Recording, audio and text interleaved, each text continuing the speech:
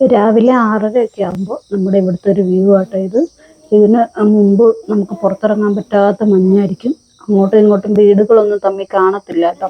അപ്പോൾ ഇപ്പോൾ ഏകദേശം കുറേയൊക്കെ റെഡിയായി. എന്നാലും കുറച്ച് മഞ്ഞൊക്കെ ഇങ്ങനെ ഉണ്ട് കേട്ടോ. എന്നാലും നല്ല തണുപ്പാണ് ഇവിടെ. മഞ്ഞുകാലം ആയ പിന്നെ മുറ്റം അടിക്കുന്നത് ആഴ്ചയിൽ 3 ദിവസമൊക്കെ ആക്കി കുറച്ചിട്ടുണ്ട്. പറ്റുവാണെങ്കിൽ മാത്രമേ ഞാൻ ഇറങ്ങി മുറ്റം അടിക്കാറുള്ളൂ. അപ്പോൾ പുറത്തത്തെ ഇതൊക്കെ ഒന്ന് ഇങ്ങനെ നോക്കി നിന്നതിന് ശേഷം വെറുതെ നമ്മുടെ പച്ചക്കറിക്കിടയിലൂടെയൊക്കെ അങ്ങനെ ഒന്ന് നടക്കും കേട്ടോ രാവിലെ തന്നെ. നമ്മുടെ തക്കാളിയൊക്കെ ഇങ്ങനെ പൂവിട്ട് തുടങ്ങിയിട്ടുണ്ട്. 1-2 പീച്ചിങ്ങയൊക്കെ അവിടെ ഇവിടെയൊക്കെ ഇങ്ങനെ ഉണ്ടായിട്ടുണ്ട്. ചിലതൊക്കെ വലുതായിട്ടുണ്ട്. ഇതൊന്നും വന്ന് 2 പ്രാവശ്യം നമ്മൾ വലിയ പീച്ചിങ്ങ എടുത്ത് തോരൻ വെച്ചിട്ടുണ്ടായിരുന്നു കേട്ടോ. പിന്നെ കയ്പ, പയറ് ഒക്കെ കുറേശ്ശെ ഇങ്ങനെ ഉണ്ടാവും. ഇപ്പോൾ കുറച്ച് അപ്പുറത്തായിട്ട് ഞങ്ങൾ ഇതുപോലെ ഷീറ്റ് കെട്ടിയിട്ട് ചീര നടുന്നുണ്ട്. പിന്നെ ഞാൻ അതിനകത്ത് നമ്മുടെ ഗ്രീൻ പീസ് ഇല്ലേ, അത് കുറച്ച് നട്ടിട്ടുണ്ട് കേട്ടോ. അപ്പോൾ അതൊക്കെ ഒന്ന് ഉണ്ടായിട്ട് നമുക്ക് കാണിച്ചു തരുന്നുണ്ട്. അപ്പം ഇങ്ങനെ ഇതിനിടയിൽ കൂടി നടക്കുമ്പോൾ ഒരു പ്രത്യേക സുഖമാണ്. അങ്ങനെ ദേ അതൊക്കെ കഴിഞ്ഞ് കയറി വന്നിട്ട് ഞാൻ ഒരു ഗ്ലാസ് ചായ ഇട്ടുകൊണ്ട് വന്ന് ഇരിക്കുകയാണ്. തേയില ചായ അല്ല കേട്ടോ, തേയില ചായ ഇവിടെ ആരും കുടിക്കാറില്ല. പാൽപ്പൊടിയും ബോൺവിറ്റയും കൂടി മിക്സ് ചെയ്തിട്ട് എടുക്കുന്നതാട്ടോ ഞങ്ങളുടെ ഇവിടുത്തെ ചായ. അതിനെയാണ് ഞങ്ങൾ ചായ എന്ന് പറയുന്നത് ഇവിടെ. നമ്മൾ തമ്മി അങ്ങനെ അങ്ങ് പറഞ്ഞ് ശീലിച്ചു. അപ്പം നിങ്ങളോട് പറയുമ്പോഴും അത് തന്നെ വരത്തുള്ളൂ കേട്ടോ. അതിങ്ങനെ റിലാക്സ് ആയിട്ട് ചൂടോടെ ഊതി ഊതി ഇങ്ങനെ കുടിച്ചിരിക്കുമ്പോൾ ഒരു വല്ലാത്ത സുഖമാണ് രാവിലെ. അതുണ്ടെങ്കിൽ രാവിലെ എന്തെങ്കിലും പണിയെടുക്കാനായിട്ടുള്ള ഒരു മൂഡ് വരത്തുള്ളൂ. എല്ലാവരും ഇങ്ങനെയൊക്കെ തന്നെ ആയിരിക്കും അല്ലേ. നേരത്തെയൊക്കെ പഠിക്കുന്ന കാലത്തൊക്കെ ചായ കുടിക്കാനോ കഴിക്കാനോ ഒന്നും നേരമില്ലാതെ ഓട്ടമായിരുന്നു. ഇപ്പോൾ കുഞ്ഞും കുടുംബമൊക്കെ ആയ പിന്നെ ഇങ്ങനെയൊക്കെ ആസ്വദിച്ച് ചായ കുടിക്കാനുള്ള ഒരു അവസരം ശരിയായത് കേട്ടോ. അങ്ങനെ ചായ കുടിച്ചു കഴിഞ്ഞ് മേശപ്പുറം കൈയോടെ അങ്ങ് ക്ലീൻ ആക്കിയിട്ടോ. രാത്രി ഞങ്ങൾ കിടന്നതിന് ശേഷം ഇക്ക ചിലപ്പോൾ വല്ല ഫ്രൂട്ട്സ് ഒക്കെ എടുത്ത് കഴിക്കും.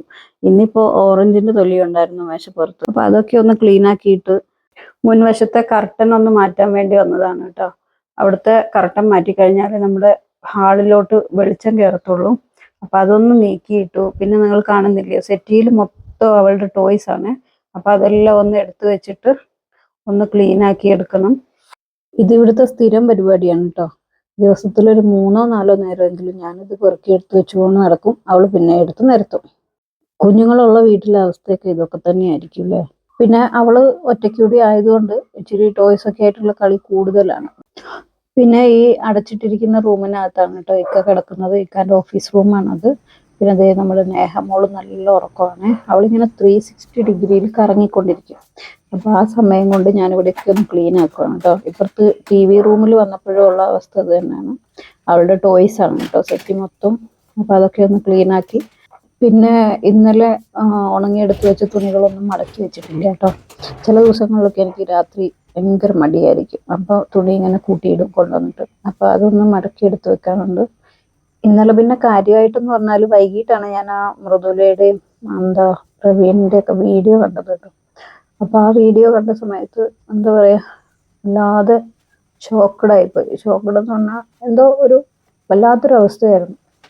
കാരണം എനിക്ക് ഒരുപാട് റിലേറ്റ് ചെയ്യാൻ പറ്റുന്നുണ്ടായിരുന്നു കേട്ടോ അവരുടെ അവസ്ഥ. കാരണം ഞാൻ എൻ്റെ പ്രഗ്നൻസി സമയത്താണെങ്കിലും ഡെലിവറി സമയത്താണെങ്കിലും ഒക്കെ ഒരുപാട് അനുഭവിച്ചിട്ടുണ്ട്. ചുറ്റുമുള്ളവരുടെ അടുത്തു നിന്നൊന്നും നമുക്ക് സ്നേഹമോ തലോടലോ ഒന്നും വേണ്ട.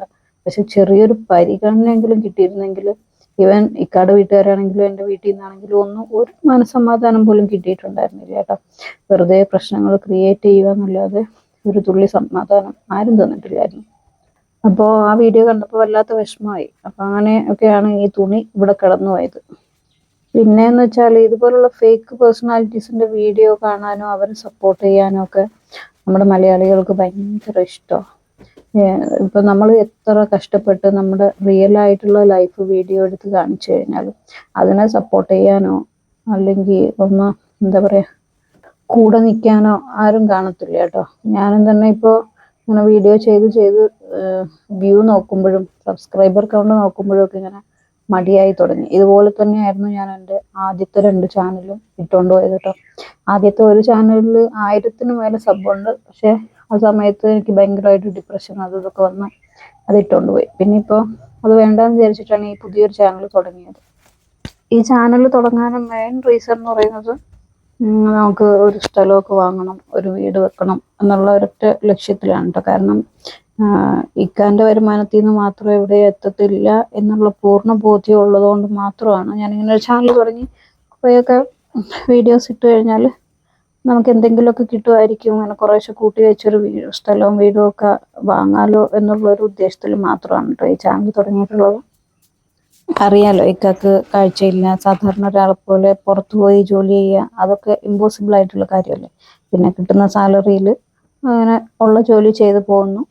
പിന്നെ വേറൊരു കാരണം എന്ന് പറഞ്ഞാൽ, ഞാൻ നേരത്തെ ഒരു വീഡിയോയിൽ പറഞ്ഞിട്ടുണ്ടായിരുന്നു എൻ്റെ ഹാർട്ട് ബീറ്റ് റേഞ്ച് ഭയങ്കര കൂടുതലാണെന്നുള്ളത്. 130 127 ഒക്കെ ഉണ്ടാവും. അപ്പോൾ അങ്ങനെയുള്ളവർക്ക് കാർഡിയാക് അറസ്റ്റ് ഒക്കെ വരാനുള്ള ചാൻസ് കൂടുതലാണെന്നൊക്കെ ഇങ്ങനെ പറയുന്നുണ്ടായിരുന്നു. അപ്പോൾ നമ്മളൊരു പ്രാവശ്യം ഡോക്ടറെ കാണിച്ചു. അപ്പോൾ ഡോക്ടറും പറഞ്ഞു സ്ട്രെസ്സ് കുറക്കുക, എന്താ പറയുക, വെറുതെ ഉള്ള ചിന്തകളും കാര്യങ്ങളും ഒക്കെ കുറക്കുക, എൻഗേജ്ഡ് ആയിട്ടിരിക്കുക. അങ്ങനെയൊക്കെ ആകുമ്പോൾ ഒക്കെ കുറേയായിരിക്കും. മരുന്നും കഴിക്കുന്നുണ്ടായിരുന്നു കേട്ടോ, 2 മാസത്തെ മരുന്ന് കഴിച്ചു. പിന്നെ ചെല്ലാൻ പറഞ്ഞതായിരുന്നു, പക്ഷെ നമുക്ക് പോകാൻ പറ്റിയില്ല. അപ്പോൾ അങ്ങനെയൊക്കെ. അപ്പോൾ ഒന്ന് എൻഗേജ്ഡ് ആയിട്ടിരിക്കുക, അതിൽ കൂടി ഒരു വരുമാനം കിട്ടുവാണെങ്കിൽ നമുക്കതൊരു നല്ല കാര്യമെന്ന് വിചാരിച്ചിട്ടാണ് യൂട്യൂബ് ചാനൽ തുടങ്ങിയത്. അപ്പോൾ അങ്ങനെയൊക്കെ അങ്ങനെ നമ്മുടെ മടക്കി വെക്കലൊക്കെ കഴിഞ്ഞു കേട്ടോ. പിന്നെ ഇനി എൻ്റെ ചുരിദാറുകളാണ് അവിടെ ഇരിക്കുന്നത്, നല്ല ചുരിദാറുകൾ. അപ്പോൾ അത് അപ്പുറത്തെ റൂമിൽ, ഇക്ക ഇരിക്കുന്ന റൂമിലാണ് കേട്ടോ ഷെൽഫുള്ളത്, അവിടെയാണ് വെക്കുന്നത്. മോള് ദേ ഭയങ്കര ഉറക്കം. ഞാൻ പറഞ്ഞില്ലേ, നമ്മൾ നേരത്തെ കണ്ട പൊസിഷനിൽ നിന്ന് ആൾ മാറി. Good morning. ഉറക്കം കഴിഞ്ഞ എഴുന്നേറ്റ് വാ.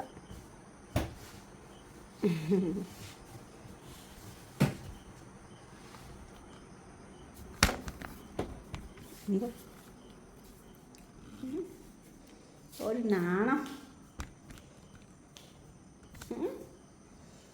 ചായ വേണ്ടേ?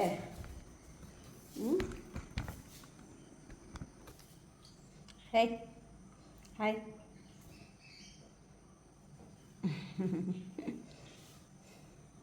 മതിയോ? മുഴുവൻ കുടിക്കും.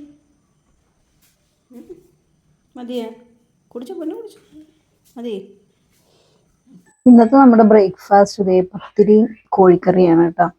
അപ്പോൾ പത്തിരി ഞാനൊന്ന് വാട്ടിയെടുത്ത് കുഴച്ച് ഉരുട്ടിക്കൊണ്ടിരിക്കുകയാണ്. കറിക്കുള്ളതാണെങ്കിൽ ചിക്കന് ഫ്രീസറിൽ നിന്ന് എടുത്തിട്ട് ഐസ് കളയാൻ വേണ്ടി വെള്ളത്തിൽ ഇട്ട് വെച്ചേക്കും കേട്ടോ. അപ്പോൾ അതൊന്ന് ഐസ് പോയിട്ട് വേണം എടുത്തുണ്ടാക്കാൻ. 2-3 ദിവസം മുമ്പ് വാങ്ങിച്ച ചിക്കനായിരുന്നു. അപ്പോൾ അതിൽ ബാക്കിയുള്ള ഈ കഴുത്തിൻ്റെ എല്ലും അങ്ങനെ കുറച്ച് പാർട്സൊക്കെ ഇങ്ങനെ എടുത്ത് വെച്ചതായിരുന്നു കേട്ടോ. അപ്പോൾ അതൊരു ഉരുളക്കിഴങ്ങും കൂടി ഇട്ടിട്ട് തേങ്ങയൊക്കെ അരച്ച് നമ്മൾ ഈ നോമ്പിനൊക്കെ ഉണ്ടാക്കത്തില്ലേ, അതുപോലെ ഒരു കറി വെക്കണമെന്നാണ് വിചാരിക്കുന്നത്. കുറേ നാളായിട്ടോ ചിക്കൻ കൊണ്ട് അതുപോലൊരു കറി വെച്ചിട്ട്. ഇവിടെ ഇക്കാക്കി പത്തിരി ഉണ്ടാക്കുന്നതേ ഇഷ്ടമില്ല. പിന്നെ പത്തിരിയും കോഴിക്കറിയും ഒക്കെ എപ്പോഴെങ്കിലും ഉണ്ടാക്കിയെങ്കിലായി. കോഴിക്കറി എന്തായാലും പത്തിരിയുടെ കൂടെ ഞാൻ ഉണ്ടാക്കാറുമില്ല. വേറെ എന്തെങ്കിലും ഗ്രീൻ പീസോ അങ്ങനെ എന്തെങ്കിലുമൊക്കെ ഉണ്ടാക്കും. അപ്പം ഇന്ന് അതൊന്നും ഉണ്ടാക്കാമെന്ന് വിചാരിച്ചു. കല്യാണമൊക്കെ കഴിഞ്ഞ് മക്കളൊക്കെ ആയി കഴിഞ്ഞാൽ പിന്നെ ഇങ്ങനെയല്ലേ, നമ്മുടെ ഇഷ്ടങ്ങൾക്കൊന്നും ഒരു വിലയില്ല. മറ്റുള്ളവരുടെ ഇഷ്ടങ്ങൾ നോക്കിയിട്ട് അതിനനുസരിച്ച് നമ്മൾ ജീവിക്കും. ഇപ്പോൾ നമുക്ക് എന്തെങ്കിലും ഫുഡ് ഇഷ്ടമാണെങ്കിൽ അവർക്കത് ഇഷ്ടമില്ലെങ്കിൽ നമ്മളത് സ്കിപ്പ് ചെയ്യുക, അവരുടെ ഇഷ്ടങ്ങൾക്കനുസരിച്ച് നമ്മൾ ഉണ്ടാക്കുക. അങ്ങനെയൊക്കെ ജീവിതേ മാറിപ്പോവുക. ഞാനിങ്ങനെ ചിന്തിക്കും കേട്ടോ, കുഞ്ഞിലെയൊക്കെ എൻ്റെ വീട്ടിൽ ഞങ്ങൾ 7 മക്കളാണ്. അപ്പോൾ ചെറുതാവുമ്പോഴത്തേക്ക് ഞാൻ അന്ന് ഇങ്ങനെ ബീഫും മീനും ഒന്നും കഴിക്കത്തില്ല. ഈ ഇടക്കാണ് മീൻ തന്നെ കഴിക്കാൻ തുടങ്ങിയത്. ബീഫ് ഇപ്പോഴും കഴിക്കത്തില്ല കേട്ടോ ഞങ്ങളാരും. അപ്പം അന്നൊക്കെ ഇങ്ങനെ ഉപ്പ വീട്ടിൽ ബീഫ് വെള്ളിയാഴ്ചയൊക്കെ ബീഫൊക്കെ മേടിച്ചുകൊണ്ട് വന്നാൽ ഞാൻ അന്ന് കുയിന്ത് കെട്ടും. എനിക്ക് ചിക്കൻ മേടിച്ചു തരാം. ഞാൻ അന്നത്തെ കാലമൊക്കെ അങ്ങനെയായിരുന്നു. ചെറിയ കുട്ടിയാവുമ്പോഴാട്ടോ, UP സ്കൂളിലും LP സ്കൂളിലൊക്കെ പഠിക്കുന്ന സമയത്ത്. എന്നിട്ട് കുയിന്ത് കാണിച്ചിട്ട് ഒന്നും കഴിക്കത്തില്ല, അങ്ങനെയൊക്കെ ഇരിക്കുമായിരുന്നു. ഇപ്പോൾ അതൊക്കെ ചിന്തിച്ചു കഴിഞ്ഞാൽ ഒരു കഥ. അങ്ങനെ നമ്മുടെ ഉരുട്ടലും പത്തിരി പരത്തലും ഒക്കെ അതിനിടക്ക് കഴിഞ്ഞു കേട്ടോ. ഇനിയിപ്പോൾ നമുക്കിതൊന്ന് ചുട്ടെടുക്കണം. പിന്നെന്തോ പത്തിരി കുഴച്ചത് അത്ര വലിയ ശരിയായി, പത്തിരിയുടെ തുമ്പൊന്നും കറക്റ്റ് ആവുന്നുണ്ടായിരുന്നില്ല. പിന്നെ ചട്ടിയിലോട്ട് ഇടുമ്പോൾ ഇങ്ങനെ പൊട്ടിപ്പോകുന്നൊക്കെ ഉണ്ടായിരുന്നു കേട്ടോ. ഒരു പാനിനകത്ത് ചുട്ടുകൊണ്ടിരുന്നാലൊന്നും തീരത്തില്ലെന്ന് അറിയുന്നുണ്ട്. ഞാൻ വേറെ ഒരു പാനും കൂടി എടുത്തുകൊണ്ട് വന്നു കേട്ടോ. അപ്പോൾ ഇങ്ങനെ പരന്ന പാൻ എൻ്റെ അടുത്തില്ല. അപ്പോൾ ഈ ഫ്രൈങ് പാനാണ് എടുത്തുകൊണ്ട് വന്നത്. അതിനകത്ത് പെട്ടെന്ന് ചുട്ടെടുക്കാമല്ലോ. രാവിലെ എഴുന്നേറ്റ് വന്ന് ചായയൊക്കെ കുടിച്ചിട്ട് മോള് ഉറക്കം ശരിയായില്ല അമ്മച്ചി എന്ന് പറഞ്ഞിട്ട് വീണ്ടും പോയി കിടന്നുറങ്ങിയായിരുന്നു കേട്ടോ. ഇപ്പോൾ ഇത് രണ്ടാമത് എഴുന്നേറ്റ് വരുവാണ്. ഇപ്പോൾ ഈ ഒരു സമയം 9-9:30 ആയിട്ടുണ്ട്. അപ്പോൾ എഴുന്നേറ്റ് വന്നിട്ട് പിന്നെ നേരെ ഊഞ്ഞാലിടാനാണ് പോകുന്നത്. 2 ദിവസമായിട്ട് നമ്മൾ ഈ താമസിക്കുന്ന വീടിൻ്റെ തൊടിയിലൊക്കെ കാട് വെട്ടുന്നുണ്ട് കേട്ടോ. കണ്ടോ, മെഷീൻ വെച്ചിട്ടാണ് കാട് വെട്ടുന്നത്. ഇത് ഈ തൈ റബ്ബർ ആയതുകൊണ്ട് ഇവർ മിച്ചറൊക്കെ ഇടുന്നോണ്ടേ എപ്പോഴും എപ്പോഴും കാട് വരും. ഞങ്ങളിപ്പോൾ 5 മാസം 6 മാസമായി ഇവിടെ വന്നിട്ട്. ഓരോ മാസത്തിലും അവർ കാട് വെട്ടിക്കുന്നുണ്ട് കേട്ടോ. അപ്പൊ ഈ സൗണ്ട് ഉള്ളത് കൊണ്ട് നമുക്ക് ഓൺ വോയിസ് കൊടുക്കാനും പറ്റത്തില്ല. അപ്പോൾ പത്തിരിയൊക്കെ ചുട്ട് കഴിഞ്ഞു. പിന്നെ നമ്മുടെ കറിക്കുള്ളത് കുക്കറിലാക്കിയിട്ട് അടുപ്പത്ത് വെച്ചിട്ടുണ്ട് കേട്ടോ വേവിക്കാൻ. അതിനുശേഷം ഞാൻ തുണിയൊക്കെ ഒന്ന് അലക്കാൻ വേണ്ടിയിട്ട് മെഷീനിൽ ഇടുവാണ്. വോയിസ് ഓവർ കൊടുക്കുന്ന സമയത്ത് ഭയങ്കര പട്ടിക്കുര കേട്ടോ. നമ്മുടെ അല്ല, അയൽ വീട്ടിലെയാണ്. ഈ ഒരു ഫ്രണ്ട് ലോഡ് വാഷിംഗ് മെഷീൻ നമ്മൾ വാങ്ങിയിട്ട് ഇപ്പോൾ ഏകദേശം 1.5 വർഷത്തോളമൊക്കെ ആയിട്ടോ. ഇതുവരെ കുഴപ്പമൊന്നുമില്ല. ഇതിന് മുമ്പ് നമ്മുടെ കയ്യിലുണ്ടായിരുന്നത് ടോപ്പ് ലോഡായിരുന്നു. അപ്പോൾ അത് നമ്മൾ ഡൽഹിയിൽ നിന്ന് നാട്ടിൽ കൊണ്ടുവരുന്ന സമയത്ത് ട്രാൻസ്പോർട്ടേഷനിൽ കുറേ പൊട്ടിപ്പോയി. എന്നാലും നമ്മളത് വർക്ക് ചെയ്യിച്ചിട്ടുണ്ടായിരുന്നു. ഒരു 5 വർഷത്തോളം അത് ഓടി. അത് കഴിഞ്ഞ് പിന്നെ അത് പണി മുടക്കിയിട്ടാ. അതിനുശേഷം നമ്മൾ വാങ്ങിയതാണ് ഈ മെഷീൻ. അപ്പോൾ ഇത് കുഴപ്പമില്ല. ടോപ്പ് ലോഡൊക്കെ ആകുന്ന സമയത്ത് തുണി വല്ലാതെ ഇട്ട് വലിച്ച് നശിപ്പിക്കുമായിരുന്നേ. ഈ ഫ്രണ്ട് ലോഡായ പിന്നെ അങ്ങനെ ഒരു പ്രശ്നമില്ല. അപ്പോൾ തുണിയൊക്കെ ഇട്ട് ലിക്വിഡൊക്കെ ഒഴിച്ചു കൊടുത്തതിന് ശേഷം ഞാനിതൊന്ന് ഓണാക്കി കൊടുക്കുന്നുണ്ട്. ഇനി അത് അതിൻ്റെ വഴിക്ക് വർക്ക് ചെയ്തോളും. നമുക്ക് പണിയൊന്നും ഇല്ല കേട്ടോ.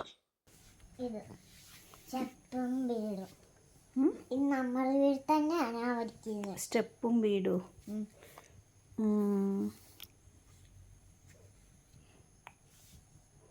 പിന്നെന്തൊക്കെയാ വരക്കുന്നു? അതെന്തോ തേനീച്ച, ഇതൊരു കുട്ടി, ഇതൊരു വീട്, നമ്മുടെ വീട്. ആളെ മുഖം കാണാനില്ല. ഇവിടുത്തെ സ്ഥിരം കലാപരിപാടിയിട്ട് സകല പേനയും പെൻസിലും കളർ പേന എല്ലാം കൂടി തട്ടി കട്ടിലേലിടും. എന്നിട്ട് ഞങ്ങൾക്കൊരു വരയുണ്ട്. ബുക്കിൽ ഫുള്ള് വരച്ച് വെച്ചേക്കുമല്ലേ. കണ്ടോ, കലാവിരുതുകൾ ഒരുപാടുണ്ട്.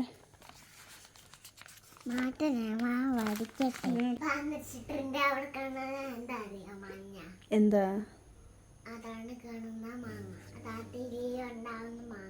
രാത്രിയിലുണ്ടാവുന്ന മാങ്ങയോ? അങ്ങനെ ഒരു മാങ്ങയൊക്കെ ഉണ്ടോ?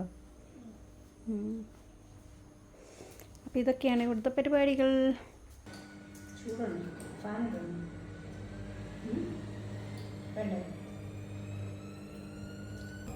സമയം 10:15 കഴിഞ്ഞു. 10:20 ഞങ്ങളുടെ ബ്രേക്ക്ഫാസ്റ്റ് ടൈമാണ്.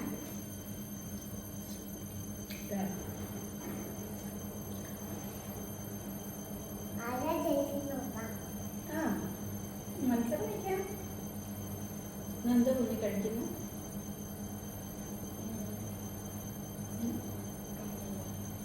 ഇതെന്തോടി പേര് മറന്നുപോയോ? പത്തിരി. അങ്ങനെ സമയം 10:20 ആയപ്പോൾ ഞങ്ങൾ ബ്രേക്ക്ഫാസ്റ്റ് കഴിക്കാനായിട്ട് ഇരുന്നു കേട്ടോ. എന്നും ഇങ്ങനെ തന്നെയാണ് നമ്മളിങ്ങനെ കഴിക്കാറുള്ളൂ. ചിലപ്പോൾ അത് 11 ആയെങ്കിലേ ഉള്ളൂ, നേരത്തെ ആവാറില്ല. അങ്ങനെ ഫുഡൊക്കെ കഴിച്ച് എഴുന്നേറ്റു. പിന്നെ എനിക്ക് ശ്വാസം മുട്ടലിൻ്റെ ഒരു ഗുളിക കഴിക്കാനുണ്ടായിരുന്നേ. അപ്പോൾ അതും ഒന്ന് കഴിച്ചു കേട്ടോ. അത് മറന്നുപോയി കഴിഞ്ഞാൽ പിന്നെ ഒരു പണിയെടുക്കൽ നടക്കൂല. എന്തോ ജോലി ചെയ്യാൻ വേണ്ടി നിന്ന് കഴിഞ്ഞാലും ഭയങ്കര കിതപ്പും ശ്വാസം മുട്ടൊക്കെ ആവും കേട്ടോ.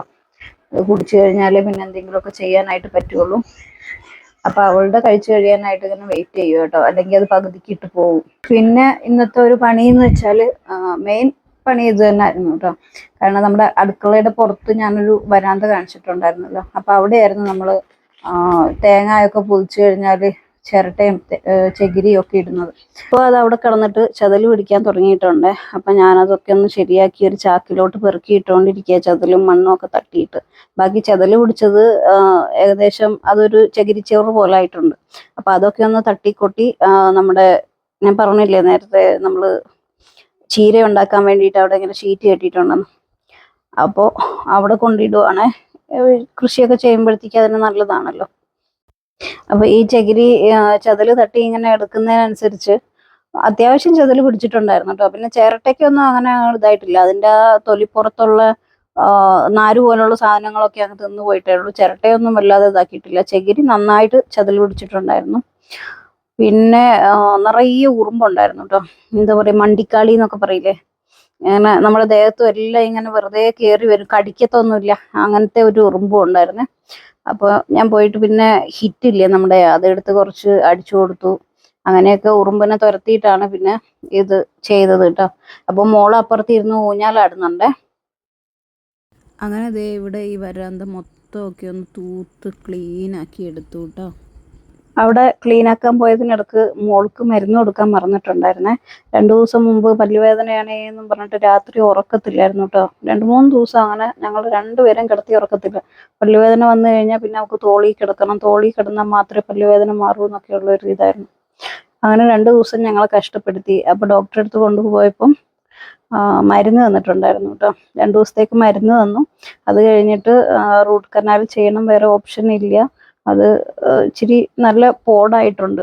അപ്പോൾ റൂട്ട് കനാൽ ചെയ്താലേ പറ്റത്തുള്ളൂ എന്നൊക്കെ പറഞ്ഞിട്ട് 2 ദിവസം കഴിഞ്ഞ് റൂട്ട് കനാൽ ചെയ്യാൻ വേണ്ടി പറഞ്ഞിട്ടുള്ളത് കേട്ടോ. അപ്പോൾ ശരിക്കും ഇന്ന് രാവിലെ ഈ മരുന്ന് കൊടുത്തതിന് ശേഷമാണ് കൊണ്ടുപോകേണ്ട ദിവസം. പക്ഷേ നമുക്ക് മാസാവസാനം ആയതുകൊണ്ട് ഇച്ചിരി ടൈറ്റാണ്. അപ്പോൾ ഇനിയിപ്പോൾ അടുത്ത മാസം ഫസ്റ്റിലെങ്ങാനും ഇക്കാൻ്റെ സാലറി വന്നിട്ട് കൊണ്ടുപോകാമെന്നും പറഞ്ഞിട്ട് ഇരിക്കുക കേട്ടോ. അപ്പോൾ മരുന്ന് കുടിക്കാനൊന്നും കുഴപ്പമില്ല, നല്ല കുട്ടിയായിട്ട് കുടിച്ചോളും. റൂട്ട് കനാൽ ചെയ്തിട്ട് പൊത്തടക്കണമെന്നാട്ടോ പറഞ്ഞിട്ടുള്ളത്. അപ്പോൾ ഒത്തിരി സമയം നീണ്ടു നിൽക്കുന്ന പ്രോസസ്സാണ്. അപ്പോൾ അവൾ ഇരുന്ന് കൊടുക്കുമോ എന്താണെന്ന് അറിയത്തില്ല. അങ്ങനെ അലമ്പുള്ള ആളൊന്നും അല്ല, എന്തോ അറിയത്തില്ല. എന്തായാലും അടുത്ത മാസം ഫസ്റ്റിലൊന്ന് കൊണ്ടുപോയി നോക്കണം. വരാന്തയിൽ ക്ലീൻ ചെയ്യുമായിരുന്നോണ്ട് പൊടിയൊക്കെ പറക്കുമല്ലോ ഞാൻ അവിടെ തൂക്കുമ്പോൾ. അപ്പം അതുകൊണ്ടാട്ടോ നമ്മൾ അലക്കി കഴിഞ്ഞിട്ടും തുണി വിരിക്കാഞ്ഞത്. അപ്പം അതെല്ലാം ക്ലീൻ ആക്കി കഴിഞ്ഞ് അവർക്ക് മരുന്നൊക്കെ കൊടുത്തതിന് ശേഷം ഇവിടെ ഇത് വന്ന് ചെയ്യുവാണ്. തുണി കുറച്ചു നേരമായി അലക്കി കഴിഞ്ഞിട്ട്. അപ്പോൾ അതൊന്ന് വിരിച്ചിട്ട് കഴിഞ്ഞ് ബാക്കി ബെഡ്ഷീറ്റും കാര്യങ്ങളൊക്കെ ഇനി മേളിൽ കൊണ്ട് വിരിക്കണം. അപ്പോൾ ഇന്നത്തെ ഏകദേശം രാവിലത്തെ പണിയൊക്കെ തീർന്നു. ഇനിയിപ്പോൾ നമുക്ക് ചോറും കറിയും ഒക്കെ ഉണ്ടാക്കണം, അത്രയൊക്കെ ഉള്ളൂ. അത് കുറച്ച് വൈകി ഉണ്ടാക്കിയാലും കുഴപ്പമില്ല കേട്ടോ. കാരണം ഞാൻ പറഞ്ഞില്ലേ, ഉച്ചയ്ക്ക് എഴുന്നേറ്റേച്ച് ബ്രേക്ക്ഫാസ്റ്റ് കഴിക്കത്തുള്ളൂ. പിന്നെ ഞങ്ങളും കഴിക്കുമ്പോഴത്തേക്കും ഒരു 1-1:30 ആവും. അപ്പോൾ അപ്പോഴത്തേക്കും ഉണ്ടാക്കിയാൽ മതിയല്ലോ. അപ്പം അങ്ങനെയൊക്കെയാണ് ഇന്നത്തെ നമ്മുടെ പരിപാടികൾ. അപ്പം ഇത്രയൊക്കെ ഉള്ളൂ നമ്മുടെ വീഡിയോ. നിങ്ങളെല്ലാവരും ഒന്ന് കണ്ടിട്ട് നമ്മളെ സപ്പോർട്ട് ചെയ്യണം കേട്ടോ. നമ്മുടെ ചാനലൊന്ന് സബ്സ്ക്രൈബ് ചെയ്യണേ. അപ്പോൾ അടുത്തൊരു വീഡിയോ ആയിട്ട് വരുന്നത് വരെ എല്ലാവർക്കും ബൈ.